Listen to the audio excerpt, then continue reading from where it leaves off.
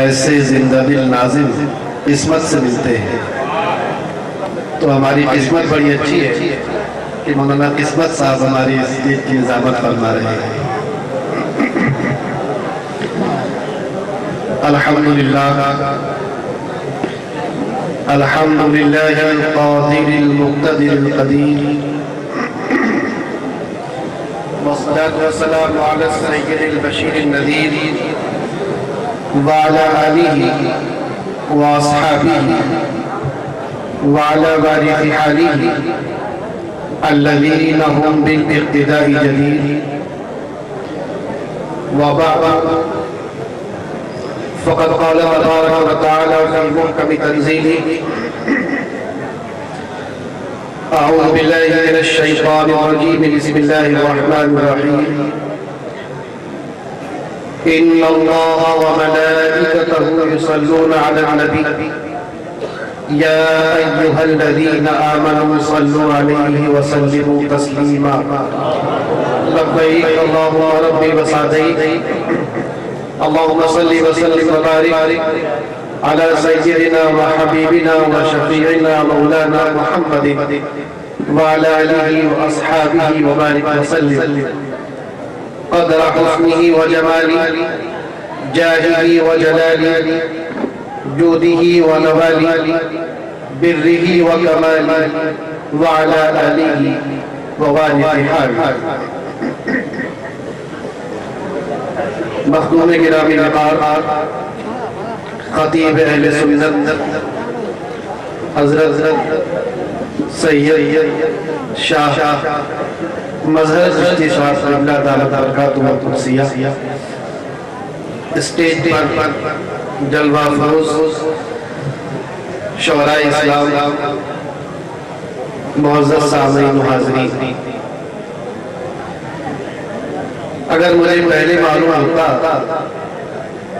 کہ جناب شبیر عارفی صاحب اس جلسے میں آنے والے ہیں تو میں کمیٹی والوں سے یہ کہتا کہ جو وقت میری تقریر کے لیے رکھا ہے وہ بھی شبیر عارفی دو، یہ پڑھتے رہے، ہم سنتے رہے، یہ عشق محبت، عشق و محبت کے جام چلاتے رہے اور ہم سرشار ہوتے رہے. بڑے عمدہ اشعار بڑی پیاری آواز میں سنائے. ایک مطلب میرا نہیں کسی اور شاعر کا ہے، میری طرف سے، اور اس مسئلے پر داد وہی دے گا جس کو بھی دامن مصطفیٰ سے ملی ہے، اور جس نے بھی اس در دولت سے نہیں پائی وہ اس شیر سے داد نہیں دے. کتا مالک کے سامنے تو ملاتا ہے، مالک کے سامنے تو ملاتا ہے. مطلب سنو کہ یا رسول اللہ دولت کونین ہوگی اس سوالی ہاتھ پر،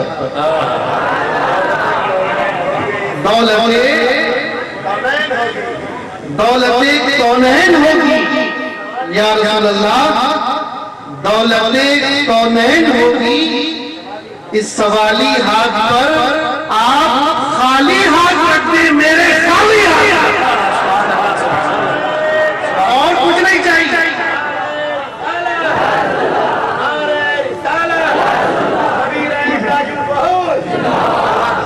دولت کونین ہوگی اس سوالی ہاتھ پر، آپ خالی ہاتھ رکھتے میرے خالی ہاتھ. ارے یار جب اس خالی ہاتھ کی یہ برکت ہے تو جب ہاتھ بھرا ہوا ہوگا تو اس کا عالم کیا. اگلا شعر سنو کہ مصطفیٰ نے عاشقوں سے، مصطفیٰ نے مومنوں سے جب تعاون کو کہا، مصطفیٰ نے ایک موقع ایسا آیا کہ حضور علیہ السلام نے اعلان فرمایا کہ آج اسلام کو مسلمانوں کے تعاون کی ضرورت ہے، لوگ اپنا مال لے کر آئے. لوگ مال لے کر آنا شروع ہوئے.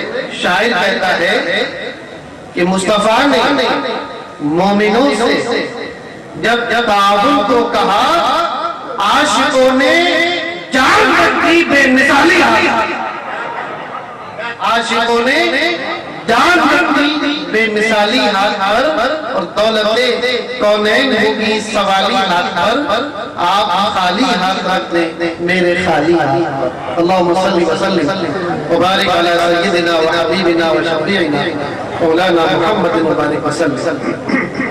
زیادہ گھبرائیے، تقریر کوئی بہت لمبی نہیں ہونا ہے، چند منٹ آپ کے سامنے حاضر ہوگا اور اس کے بعد پھر مائک ہوگا، آپ ہوں گے اور آپ کی محبوب ترین شاعر شاعری ہوں گے اور ہم بھی بیٹھی سنیں گے۔ اب چونکہ اتنی دور سے آئے اور محبت سے بلایا تو دل چاہا کہ کچھ دیر آپ سے بات کر لی جائے، اور ویسے بھی اڑیسہ کی سرزمین سے بڑی محبت، سرزمین اڑیسہ سے محبت کی کئی وجوہات۔ ارے یہ سرزمین ہمارے حضرت خواجہ نظام الدین بدایونی کے چاہنے والوں کی سرزمین، ہمیں اس لیے محبت، یہ سرزمین شہزادہ غوث اعظم سرکار ملت کی سرزمین ہے، ہمیں اس سے محبت، یہ سرزمین حضور مجاہد ملت کی سرزمین ہے، ہمیں اس سے محبت۔ ارے ملت اسلامیہ والے، ادھر خواجہ ملت، ادھر سرکار ملت، ادھر مجاہد ملت، اب آپ کے دولت ایمان پر کوئی وہابی نہیں ڈاکہ ڈالے تو کیسے جائے گا؟ کوئی باطل فرقہ آپ کو گمراہ کرے تو کیسے کرے؟ ایک طرف آپ کی دستگیری کے لیے خواجہ ملت اللہ نے بھیج دیا، دوسری طرف آپ کی رہنمائی کے لیے سرکار ملت ہے، اور تیسری طرف آپ کو سیدھا راستہ دکھانے کے لیے مجاہد ملت کے مجاہدہ کا کردار جگمگا رہا۔ سبحان اللہ، سبحان اللہ۔ بات ٹھیک ہے نا؟ جی بے شک، غلط تو نہیں ہے، اور بڑی خوشی ہوتی ہے قسم خدا کی، ایسے جلسے دیکھنے کو بہت کم ملتے ہیں کہ جہاں قادری رنگ بھی ہو، چشتی رنگ بھی ہو، غوث اعظم کی اولاد کے چاہنے والے بھی ہو، حبیبی رنگ بھی ہو، نظامی رنگ بھی ہو، تمام رنگ جب ملتے ہیں تو ایک ایسا گلدستہ بنتا ہے، اور اس گلدستے کو ہم صلاۃ و سلام کانفرنس کہتے ہیں۔ نعرہ تکبیر، نعرہ تکبیر، نعرہ رسالت، صلاۃ و سلام کانفرنس۔ جب یہ نعرہ لگتا ہے سرکار ملت زندہ باد، طبیعت جھوم جاتی ہے۔ ارے غوث کے شہزادے کا نام زبان پر آ گیا، زبان بیٹھی ہوتی ہے۔ کبھی نعرہ لگتا ہے خواجہ ملت زندہ باد، ارے روح دور جاتی ہے۔ ہمارے سلام کہتے ہیں، سلام، اور قرآن کریم میں دونوں چیزوں کا حکم کہ اللہ تبارک و تعالیٰ اور اس کے فرشتے صلاۃ بھی بھیجتے ہیں اور مومنوں تم سلام بھی بھیجو۔ اس پر بڑی پیاری بات کسی بزرگ نے فرمائی، اللہ کا ولی جو بات کہتا ہے وہ بات عام انسانوں کی سمجھ میں نہیں آتی، اس لیے کہ عام انسانوں کا علم جہاں جا کر ختم ہوتا ہے وہاں سے اللہ کے ولی کے علم کا آغاز ہوتا ہے۔ کیا فرمایا کہ درود بھی بھیجو، الصلاۃ، سلام بھی پڑھو، السلام۔ کیوں؟ ہم نے پوچھا کہ بزرگ یہ آخر حکم کیوں ہے؟ اور ہم تو یہ دیکھتے ہیں کہ سنی درود کم پڑھتا ہے، سلام زیادہ پڑھتا ہے۔ درود کے لیے کہنا پڑتا ہے، کیا یہ ایک مرتبہ مل کر درود پاک پڑھ لیں کہتے ہیں، تو درود کہنا پڑتا ہے، اور سلام کے لیے آپ کھڑا ہو جانا، جلدی بھاگ جانا۔ بزرگ نے کہا کہ دراصل بات یہ ہے کہ صلاۃ مانے درود اس لیے پڑھتے ہیں کہ درود پڑھو گے تو ثواب ملے گا۔ کیا درود پڑھو گے تو کیا ملے گا؟ درود پڑھو گے تو ثواب ملے گا۔ اور پوچھا کہ سلام کیوں پڑھواتے ہو؟ تو کہا بیٹا درود پڑھو گے تو ثواب ملے گا، اور سلام پڑھو گے تو سلام کا جواب ملے گا۔ سلام پڑھو گے تو کا جواب ملے گا. سنی نہ ثواب کو چھوڑنا چاہتا ہے نہ سلام کے جواب کو چھوڑنا. ہم ثواب بھی لوٹیں گے اور بارگاہ رسالت سے سلام کا جواب بھی حاصل کریں گے. اور میاں یہ سلام تو بڑے کام کی چیز ہے. ذرا یہ بتاؤ کہ جس زمانے میں حضور علیہ السلام کا شریف میں موجود تھے ظاہری حیات میں, کتنا بڑا شہر ہوگا؟ 12 سے بڑے ہوگا یا کوئی چھوٹا ہوگا؟ اچھا یہ بتائیے کہ 12 سے کتنے پتھر ہیں؟ 1000 تو 4,000 تو ہوگا کم سے کم. اب مکہ شہر جو تھا وہ بھی اس سے چھوٹا نہیں تھا. اس میں پہاڑیاں بھی تھیں, اس میں وادیاں بھی تھیں, اس میں ٹیلے بھی تھے, اس میں پتھر بھی تھے, ہزاروں پتھر تھے. لیکن حضور علیہ السلام ارشاد فرماتے ہیں صحیح مسلم کی حدیث پاک کہ اے علی میں اس پتھر کو آج بھی پہچانتا ہوں کہ نبوت کے اعلان سے پہلے جب میں اپنے گھر سے نکلتا تھا تو وہ پتھر مجھ پر سلام بھی لگے.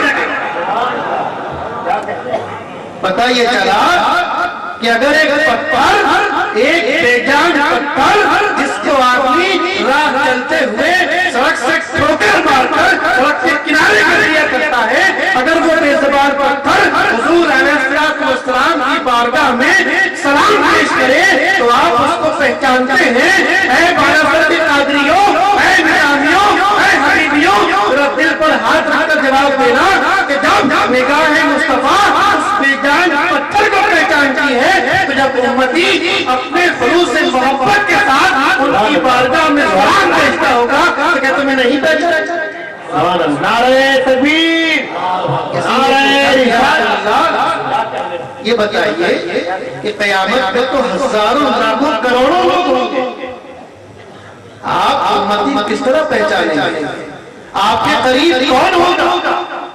تو حضور نے ارشاد فرمایا کہ میں قیامت کے دن نفسی کے عالم میں تمہیں تمہارے درود و سلام کی کثرت کی بنیاد پر پہچانا.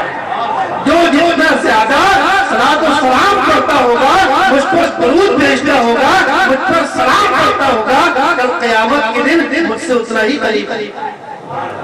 اب جو لوگ جملہ یاد رکھنا کہ جو لوگ قیامت کے دن حضور کے قریب آنا نہ چاہیں تو سلام نہ پڑھے. نہیں سمجھے؟ ارے کوئی سمجھے کہ نہیں سمجھے کہ حضور نے فرمایا کہ کل قیامت کے دن مجھ سے زیادہ قریب وہ ہوگا جو مجھ پر صلاۃ و سلام بھیجتا ہوگا. اب جا کے چیلنج کر دو کہ کل قیامت کے دن جس کو مصطفیٰ کی قربت نہیں چاہیے, آپ کا قرب نہیں چاہیے, آپ کی نزدیکی نہیں چاہیے, آپ کا دامن نہیں چاہیے, ہم اس کو اعلان کرتے ہیں کہ وہ درود نہ پڑھے نہ وہ سلام پڑھے. اور ہم سنی مسلمان, ہمیں آپ کا دامن بھی چاہیے, آپ کا قرب بھی چاہیے, آپ کی نزدیکی بھی چاہیے. اسی لیے جب محفل شروع ہوتی ہے تب بھی درود پڑھتے ہیں, تقریر شروع کرتے ہیں تب بھی درود پڑھتے ہیں, نعت کرتے ہیں تب بھی درود پڑھتے ہیں, اور جب محفل ختم کرتے ہیں تب بھی سلام پڑھتے ہیں. یہ ایسے ہی نہیں کرتے. دیوانے کو تحقیر کی نظروں سے نہ دیکھ, دیوانہ بہت سوچ کے دیوانہ بنا. ابھی ایک بات بیچ میں یاد آ گئی, تقریر شروع کروں گا میں بھی, اپنی تقریر شروع نہیں ہوئی تو بات چل رہی. ایک بات بیچ میں یاد آئی کہ حضرت نے فرمایا تھا علم غیب کے بارے میں. میری سمجھ میں یہ نہیں آتا کہ کون سا علم ہے اور کون سا علم غیب ہے. اور بڑے مزے کی بات, غور کرو, کچھ لوگوں کے ہاتھ حدیث پاک صحیح بخاری کی حدیث پاک میں یہ آیا کہ حضور علیہ السلام نے ارشاد فرمایا کہ قیامت کا دن ہوگا. حدیث یہ حدیث کو سننا غور سے, آگے تک کا کام ہے. کیا فرمایا حضور نے کہ قیامت کا دن ہوگا, نفسی کا عالم ہوگا, میں حوض کوثر پر جامع کوثر بانٹ رہا ہوں. کہو سبحان اللہ. جس کو جامع کوثر چاہیے سبحان اللہ کہتے ہیں, سب کو چاہیے. میں جامع کوثر بانٹ رہا ہوں. اسی درمیان کچھ لوگ آئیں گے مجھ سے جامع کوثر طلب کریں گے، مانگیں گے، میں کوثر کا جام بھر کے ان کو دینے والا ہوگا۔ اتنے میں آواز آئی گئی، اے محمد رک جاؤ، ان کو جامع کوثر مت دیجیے۔ اے پروردگار کیوں؟ آواز آئے گی کہ انت لا تدری ما احدثوا بعدک، کہ تمہیں نہیں معلوم، آپ نہیں جانتے کہ آپ کی دنیا سے جانے کے بعد انہوں نے کیا کیا تھا، آپ کو پتہ ہی نہیں۔ اب یہ حدیث بات ہے، اب وہ لوگ جو ایسی حدیثوں کی تلاش میں رہتے ہیں جس سے مصطفیٰ علیہ السلام کے علم کی کمی ثابت کی جا سکے، وہ بڑے خوش ہو گئے، چہرے کھل گئے، ایک حدیث تو ملی کم سے کم جس سے یہ ثابت ہوا کہ حضور نہیں جانتا۔ یہ دیکھو وہ تو خود ہی کہہ رہے ہیں کہ جامع کوثر دینے جا رہے تھے، اللہ نے منع فرما دی، لا تدری ما احدثوا بعدک، آپ نہیں جانتے کہ آپ کے بعد انہوں نے کیا کیا۔ میں سوچنے لگا کہ اللہ کے بندے، جس حدیث پاک سے تو حضور علیہ السلام کے علم غیب کی نفی ثابت کر رہا، جس حدیث پاک کو تم دلیل بنا رہے ہو کہ وہ نہیں جانتے کہ کیا ہوا، ارے نادان، اگر کچھ عقل اور کچھ سمجھ ہوتی اور دل کی آنکھیں بھی ہوتی، اور اگر فہم کسی خواجہ ملت سے لیا ہوتا، اگر فہم کسی سرکار ملت سے لیا ہوتا تو اس بات کو اس طرح بھی کہہ سکتا تھا۔ اگر میرے سامنے وہ حدیث آئے تو میں سوال کروں گا، ارے کون سے علم غیب کی بات کر رہے ہو، وہ کیا بات نہیں جانتے؟ وہ تو خود فرما رہے ہیں کہ قیامت قائم ہوگی، ہمیں نہیں معلوم، حضور فرما رہے ہیں قیامت قائم ہونے والی ہے، میں حوض کوثر پر کھڑا ہوں گا، یہ تمہیں کس نے بتایا؟ میں کوثر کا جام دینے والا ہوں گا، یہ تمہیں خبر کون دے رہا ہے؟ کچھ لوگ میرے پاس جامع کوثر مانگنے کے لیے آئیں گے، یہ خبر تمہیں کس نے دی؟ میں جامع کوثر دینے ہی والا ہوں گا، ہمیں تمہیں یہ کون بتا رہا ہے؟ سارے علم تو حضور نے بتا دیے، اب کون سا علم باقی رہ گیا نہیں بتایا؟ یار جس حدیث سے حضور کا علم ثابت ہو رہا ہے، عقل کے اندھے اسی سے حضور کی علم کی نفی ثابت، اور بات پیچھے کیجیے آپ یاد رہے، ابھی لوگ اسی میں الجھے ہوئے کہ پردے کے پیچھے خبر ہے کہ نہیں۔ صحیح بخاری اٹھا کر دیکھتے، دیوار کے دائیں بائیں کی بات نہیں کرتا، ارے ان کی نگاہ تو ایسی کہ جو واقعات ان کی پیدائش سے ہزاروں سال پہلے رونما ہوا تو اس کو بھی دیکھتے، اور جو واقعات ابھی رونما ہوا ہی نہیں وہ اس کو بھی دیکھتے۔ کہو کیسے؟ صحیح بخاری اٹھاؤ، حضور ارشاد فرماتے ہیں کہ صحابہ کے جمع غفیر میں آپ حج کے لیے جا رہے ہیں، جب مینا کے قریب پہنچے تو آپ نے ارشاد فرمایا، آپ اپنی اونٹنی قصبہ پر تشریف فرمائے، اور آپ نے ارشاد فرمایا، اے صحابیوں، میں اپنے بھائی اسماعیل کو دیکھ رہا ہوں جو ایک اونٹنی پر سوار ہو کر بیت اللہ کے طواف کے لیے جا رہے ہیں، میں یہ بھی دیکھ رہا ہوں کہ وہ اونٹنی سرخ رنگ کی ہے، میں یہ بھی دیکھ رہا ہوں کہ اس اونٹنی کی لگام کھجور کی چھال سے بنائی گئی۔ میں آپ سے پوچھتا ہوں کہ حضور کا زمانہ کون سا ہے؟ حضرت اسماعیل کے زمانے میں حج کرنے کے لیے گئے تھے، ارے یار جس وقت حضور کی پیدائش میں کم و بیش 1000 سال باقی تھے، یہ واقعہ اس کا ہے۔ حضور یہ نہیں فرماتے کہ مجھے اللہ نے خبر دی ہے کہ ایسا ہوا تھا، بلکہ آپ کے الفاظ یہ ہیں کہ میں اپنے بھائی اسماعیل کو دیکھ رہا ہوں وہ اونٹ پر سوار ہو کر جا رہے ہیں۔ پتہ یہ چلا ہم صرف وہی دیکھتے ہیں جو واقعہ ہمارے سامنے ہوتا ہے، اور نگاہ مصطفیٰ اس واقعے کو بھی اپنے سامنے دیکھتی ہے جو ان کی پیدائش سے پہلے ہوتے ہیں۔ بات تو پرانی ہو گئی، آپ تشریف فرماتے، اتنے میں آپ کی جانثار غلام حضرت بلال تشریف لائے، اور کہا بلال میں آپ سے سوال کرتا ہوں کہ قیامت آ گئی کہ نہیں؟ ابھی نہیں آئی نا، یہ آ گئی، قیامت نہیں آئی، جب قیامت آئے گی تو حساب کتاب ہوگا، کوئی جنت میں جائے گا، کوئی جہنم میں جائے گا۔ جو جنت میں جائے گا تو وہاں چلے گا، چہل قدمی کرے گا، یہاں سے وہاں جائے گا۔ جب وہ چلے گا تو چلنے سے اس کی چپلوں کی آواز ہوگی، اس کی جوتوں کی آواز ہوگی۔ ایسا ہی ہے نا، جنت تو آئی نہیں ابھی، یعنی قیامت تو آئی نہیں ہے، کوئی جنت میں گیا نہیں ہے، جب کوئی گیا نہیں چلا بھی نہیں اس کے اندر۔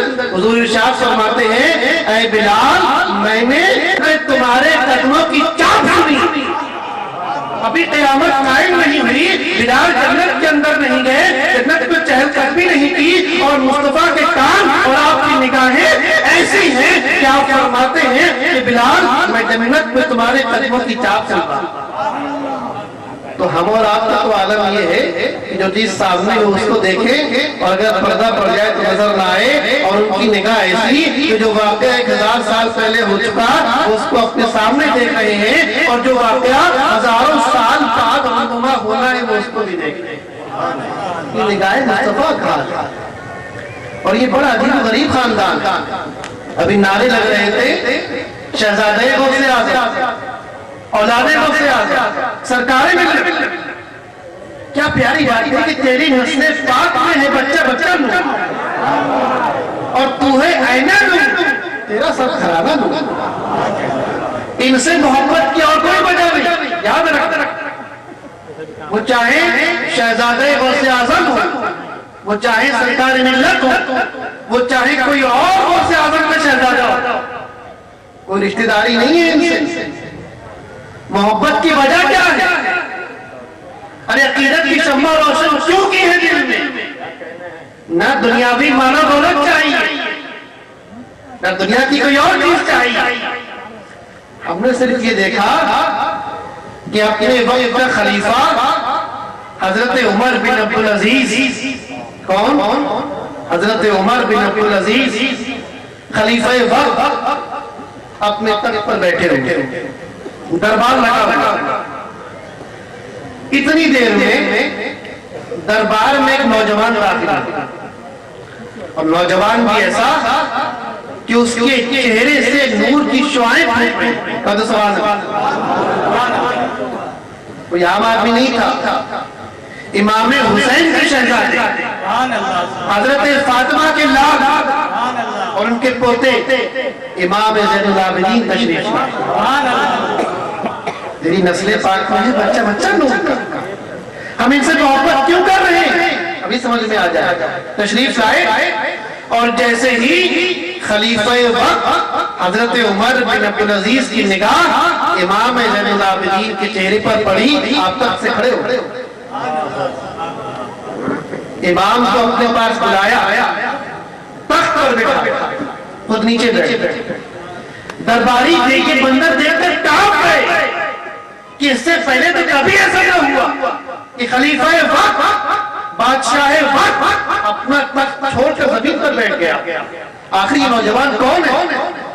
کچھ دیر کے بعد حضرت عمر بن عبدالعزیز نے حکم دیا تو پھر تحائف لائے گئے، درہم و دینار لائے گئے، دولت کے انبار لائے گئے، اور اس جگر گوشہ فاطمہ کے قدموں پہ ڈھیر لگا دیا۔ آپ نے فرمایا کہ اے عمر بن عبدالعزیز، یہ دولت کس کو دے رہے ہیں؟ یہ دولت کے ڈھیر کس کے قدموں پہ لگا رہے ہیں؟ کہا امام یہ جو کچھ بھی ہے آپ کے نانا کا سکتا ہے، میں اپنے پاس سے کچھ نہیں دے رہا، یہ تو وہ امانت ہے جو آپ کے نانا کے قدموں کی دھول کے صدقے میں میرے پاس آئی، وہ لوٹا رہا۔ تو فرمایا کہ عمر جس دن میرے نانا کا خزانہ ختم ہو گیا اس تم سے مانگو، میرے نانا نے، میری دادی فاطمہ نے، میرے والد حسین نے جو خزانے عطا فرمائے ہیں، جس دن وہ ختم ہو گئے تم سے اسے مانگنے کے لیے آ جاؤ، لے جاؤ خزانے، ہٹا لیے گئے۔ اس کی بات کو چلے، اب بات سننے والی آئی، اب ان سے محبت کیوں کرتے؟ یا آل رسول ہے، ان سے محبت کیوں؟ اولاد غوث اعظم کی پیر کیوں چومتے ہو؟ اب سنو، جب وہ چلے گئے تو لوگوں نے پوچھا کیا ہے بادشاہ وقت، یہ کیا ماجرا دیکھا؟ وہ کوئی بھی شخص تھا، لیکن بہرحال آپ بادشاہ وقت ہیں، آپ خلیفہ وقت، آپ کو اپنے تخت سے نہیں اترنا چاہیے۔ تو فرمایا لوگوں میں نے جو کچھ کیا صرف ایک امید پر کیا ہے، ایک امید پر کیا کہ میں نے حدیث پاک میں پڑھا ہے کہ میرے آقا نے ارشاد فرمایا کہ جس بات سے فاطمہ خوش ہے اس سے فاطمہ کا باپ بھی خوش ہے، اور جس سے میں خوش ہوں اس سے اللہ بھی۔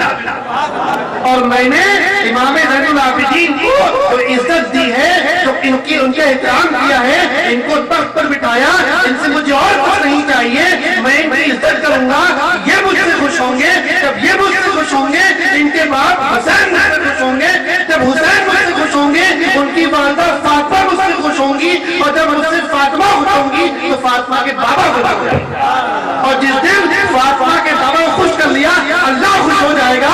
ہم ان آل رسول کی قدم بوسی کرتے ہیں، اولاد غوث اعظم کی دست بوسی کرتے ہیں، ان کے نام کا نعرہ لگاتے ہیں، ان کو سر پر بٹھاتے ہیں، ہمیں دنیا نہیں چاہیے، ہمیں آپ کے نانا کی شفاعت۔ یہ تو غوث اعظم کی اولاد ہے۔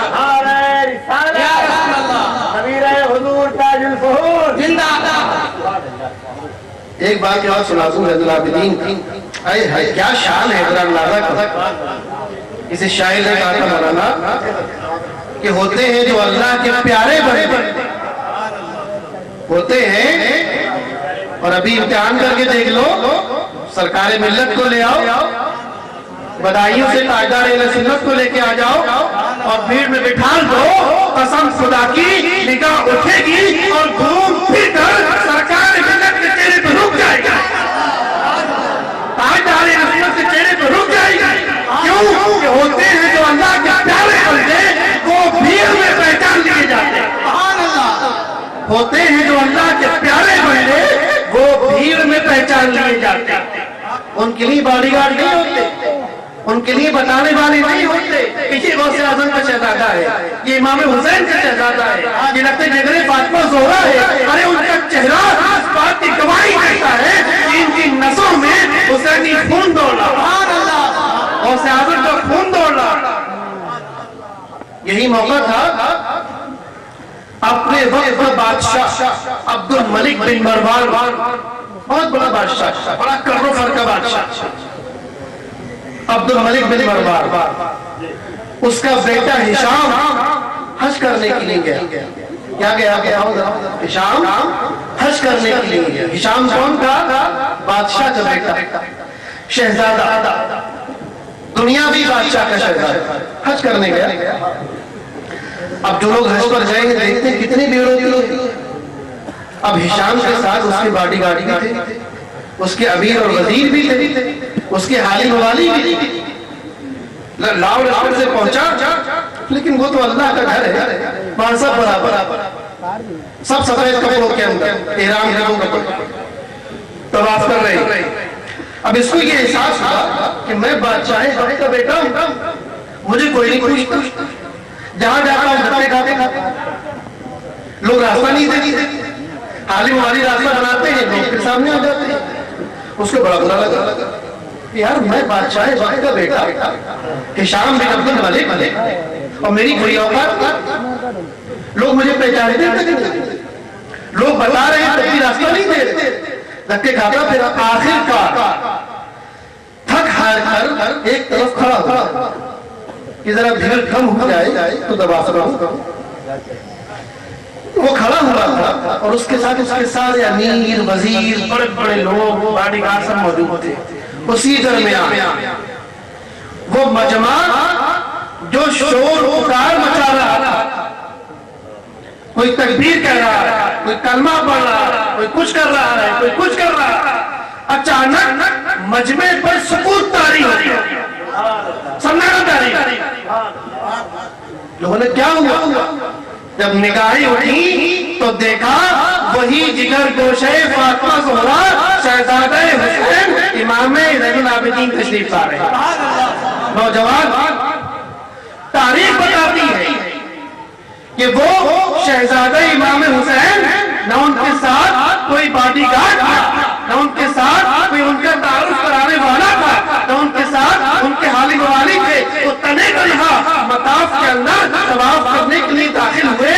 تاریخ بتاتی ہے کہ امام حسین کے وہ شہزادہ جس طرف سے گزرتا تھا مجمع اس طرح ہٹ جایا کرتا تھا جیسے کائی بھائی آیا۔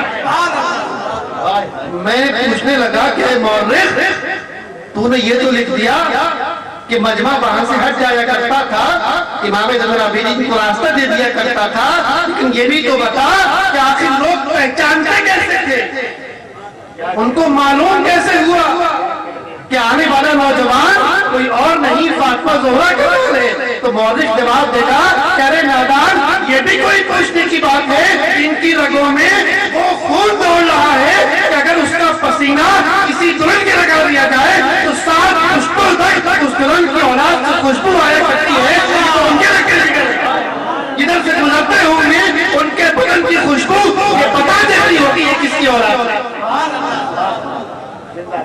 ایک چکر پورا کیا اور یہ ہشام بڑا دیکھا ہے۔ ایک تو اس کو یہ بات بڑی لگی تھی کہ میری یہاں کوئی اوقات نہیں، دوسری یہ بات بڑی لگی کہ ایک تو میری کوئی اوقات نہیں اور یہ کون نوجوان چلا ہے کہ جہاں سے گزرتا ہے لوگ راستہ دے دیتے، جہاں سے گزرتا ہے لوگ ہٹ جاتے، جہاں سے گزرتا ہے لوگ ہاتھ پار کے الگ ہو جاتے۔ جب ایک چکر پورا کر کے حجر اسود کی طرف آئے تو آپ جانتے ہیں کہ طواف ایک چکر وہیں سے شروع ہوتا ہے اور وہیں آ کر ختم ہوتا ہے حجر اسود، اس کے برابر ہشام کھڑا ہوا تھا لاؤ لشکر کے ساتھ۔ جب امام زین العابدین ایک طواف کا چکر پورا کر کے حجر اسود تک پہنچے